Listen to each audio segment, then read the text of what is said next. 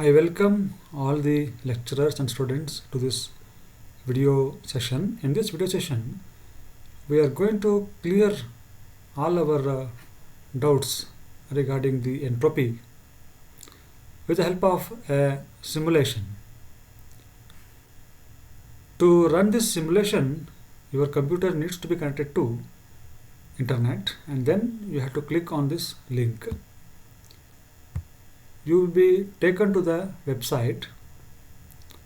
This is that website which contains the simulation to show the concept of entropy. We all know that during any natural spontaneous reaction, the total entropy of the process will increase. It will never decrease. And one more statement in second law of thermodynamics is that during reversible reactions, during a reversible process, the total entropy during this reversible process will be zero and never will be negative. This is what is stated in second law of thermodynamics.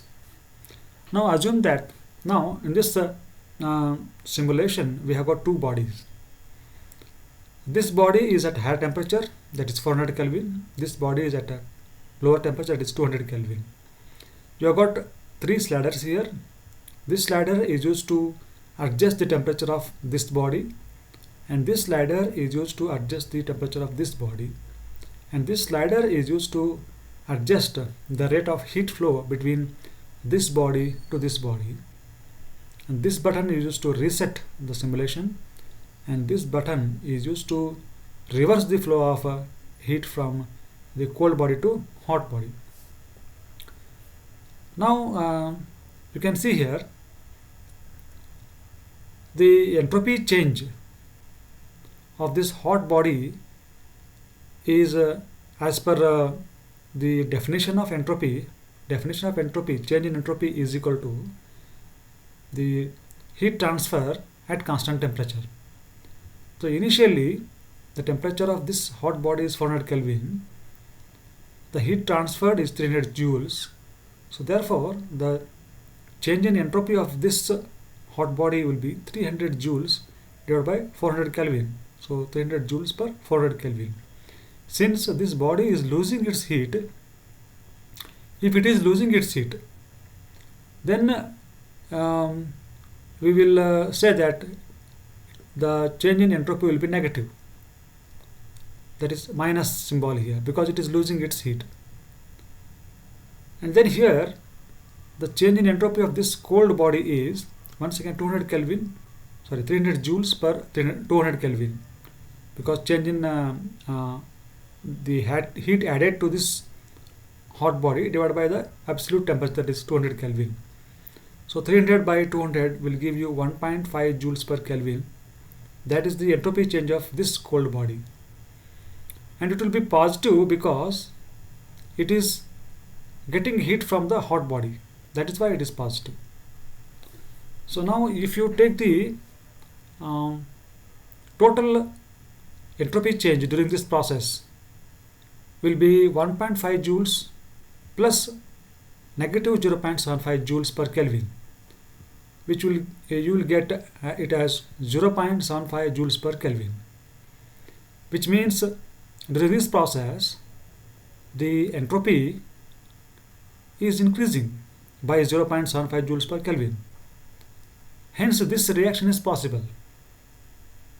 That means the heat can flow from hot body to cold body, because as per the second law of thermodynamics, for any spontaneous reaction or process to take place, the total entropy of the system of the process must increase.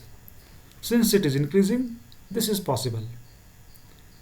If I reverse the direction of heat flow, or if I increase the temperature, if I decrease the temperature of this body and increase the temperature of this body, what will happen? Let us see.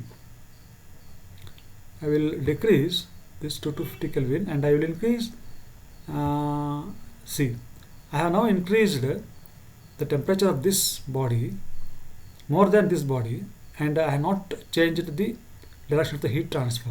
Now it is showing that it is forbidden. That means the heat cannot flow from the cold body to hot body. Why? Because the total entropy change during this process is negative 0.34 joules per Kelvin. So as per second law of thermodynamics,